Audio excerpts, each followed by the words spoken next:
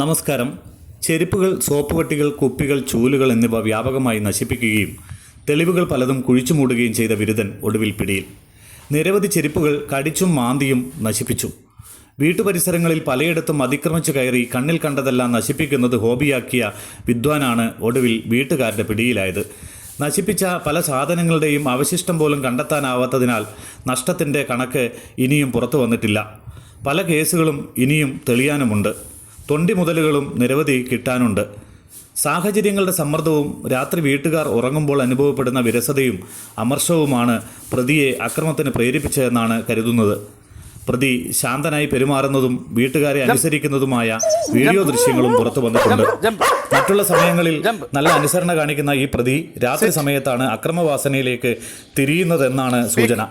പ്രതി പിടിയിലായ ശേഷം ചോദ്യം ചെയ്യലിന് വിധേയമാവുകയും പലതവണ തളർന്ന് കിടന്നു പോവുകയും ചെയ്തു. ബിസ്ക്കറ്റും ബ്രെഡും കൊടുത്ത് ക്ഷീണം മാറ്റിയാണ് വീണ്ടും തെളിവെടുപ്പ് തുടർന്നത്. ചോദ്യം ചെയ്യൽ വേളകളിലെല്ലാം യാതൊരു കുറ്റബോധവുമില്ലാത്ത രീതിയിലായിരുന്നു പ്രതിയുടെ പെരുമാറ്റം.